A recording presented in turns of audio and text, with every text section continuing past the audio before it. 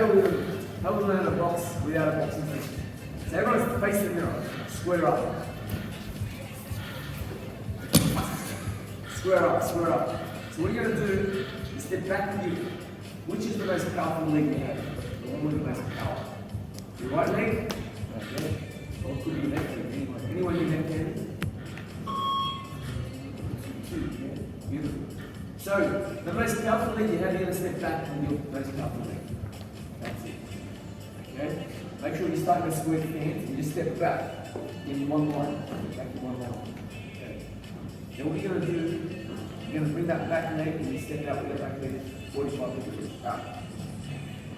And then you're going to step in with the front foot 45 degrees. Okay. And then what you're going to do is bend your knees slightly bend your knees. Bring your hands up in the air. And then just drop your hands where your elbows are coming the ribs.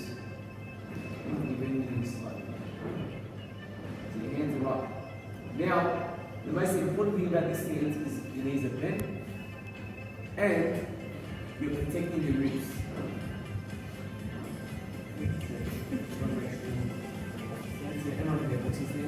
Good? Good? Yeah, perfect. Perfect. Yes. That's where if somebody pushes you or even punches you, you're coming back from the most powerful leg. So your balance is always coming back to your most powerful leg. Say if your balance is not evenly distributed or the weight's not coming back to the most powerful leg, then there's a chance you fall over or if someone's pushing you, they didn't touch you. Maybe just like floating in the air before. So the good thing about this is your most powerful leg is backwards. So we always want to make sure our hands are in front of our face as well. Hands in front of our face because then we can coordinate our hands to defend. Now, with this stance now, hands in front of our face, we want our thumbs facing us, okay? We also want to throw the most simple punch in boxing, which is the jab, okay? So this allows you to go. But before we do that, we're going to make sure everything is correct. So there's a checklist in boxing. Before we know how to box, we have to know there's a few things you've got to do before you do things. Like you're going to take, if you're a pilot, you're going to make sure there's a checklist you've got to do before the plane takes off. Same thing in boxing. You're going to make sure everything is correct. The most important thing you have to understand is balance. And the main thing about balance is being on the balls of your feet. You're going to be on the balls of your feet. Okay? Not on your toes. Yeah? On the balls of your feet. It allows you to move quicker and have better balance. Yeah, I haven't seen anyone with great balance with their 22 toes. It's like a ballerina or something. Yeah? We're not ballerinas, we're boxers. So we're going to be, from now on, you're a boxer. Anyone else? Okay? You're a boxer. You're fighting. Okay? So the weight's going to be on the front part of your feet, and you're going to be on the balls of your feet, yeah? The balls of your feet. So then the weight can be evenly distributed between both sides, yeah? So you've got even weight distribution. Rather than the weight being all the way here, the off balance, or the weight here, like, weight's evenly distributed between the two. Now, once you go into your hands up position, your thumbs are going to face you. What you're going to do, you're going to throw a jab, okay, from this position. So everything's correct, your face covered, hands are up. What you're going to do with the jab is your thumb's going to rotate and you won't have your chin down there. So your chin's going to be tucked inside your front shoulder. And you're going to bring it back. Okay? We never want to have our chin up in here because all the nerves in our head are in the chin. We get in here, big one. We call it the bone. Things can get haywire when we are balance. They need to be, get our knees, chin down. When we throw that jab, we want to make sure that chin is tucked into that shoulder. And then bring it back. Okay? The reason we tuck that chin in is someone that's got a sneaky right hand over the top. Yeah? Okay, number one thing when you throw the jab. I don't want to show you guys the jab and then, oh yeah, no worries, kill up, no worries, kill up. So you jump in the bag, no worries, man, I've got this, bro, I've got this. What was that? Yeah, here, here, okay? Do not give up defense for offense. Don't just try for a punch and then you're gonna get hit. Most people get knocked out because they expose themselves like hard punches and they get hit with their chin's too high. Here, I'm gonna throw a jab here. That's it. That's it. Every time you throw a jab, it needs to be there. Okay? Now, one important thing. Why don't we rotate this? Why? Because it creates a snap. Bah, bah, bah. Front hand. The front hand. This one? Yeah, left hand. Yeah, for you. Yeah, snap. Yeah. That's it. Yeah, that's it. Right there. That's it. It creates a snap. And when you have a snap, you obviously want to punch with a snap, not with a push. It creates a snap. We rotate, we bring it back. In your mind, think about this. Every time I throw my jab, I'm touching hot water. Yeah? I touch it, I'm going to bring it back. There's no time to do this. You're going to get clipped, yeah?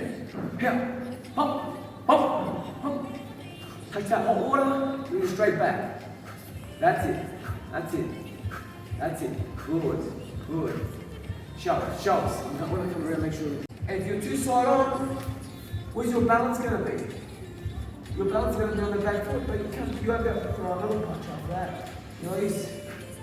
So you always want to be each shoulder, each foot has to be under each shoulder, and on the shoulder. So your stance has to be not too wide. It's going to be a width of your shoulders. Okay? So look at your shoulders. Yeah? The left foot has to be on the left shoulder, the right foot's going to go to the right shoulder. Okay? Not too wide, because you lose your balance. This way, everything's coordinated. Using your shoulders and using your hands and using your hips. Everything works mechanically correct. That's it. Full club. That's it. This punch, we're going to pivot our back foot. We're going to rotate our back hip. Boom.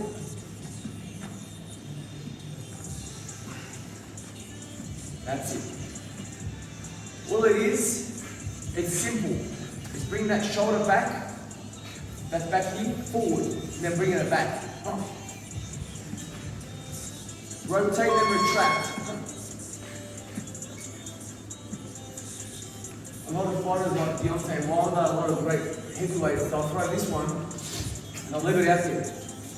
Dangerous thing to do. You want to be able to throw it.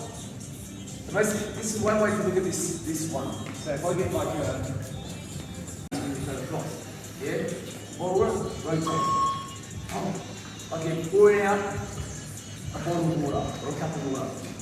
Okay, that's how you get that's how it's going to allow you to reach, retract, rotate, retract.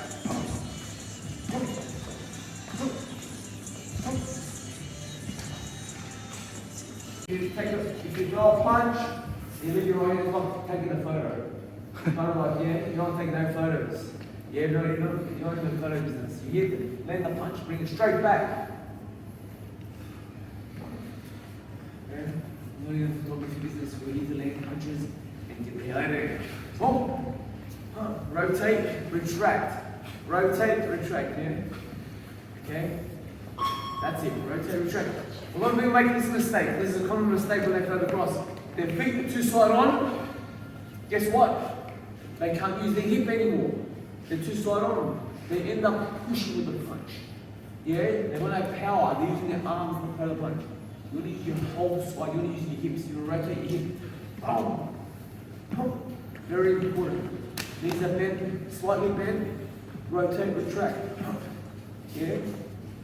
Your back foot's got to be visible. If you can't see your back foot in the mirror, you can't throw the right hand. You can't use your whole leg. You're missing out 70% of your power. If I throw my right hand like this, I can only use an arm punch. It's only using the shoulder. But if I hit my hip, I'm using my whole body to throw the punch. Boom! More power. Maybe 70% more power when I do this. 70% more power. See how you increase your power? By 70%, just get your back foot in line with your shoulder, elbow square, bring it back. Now, everybody either gets the hook or they don't get the hook. It's alright. Okay? Alright, what you're going to do, you're going to bring your hands up, in. Okay, your elbow down. Now lift your elbow up and throw the hook, yeah?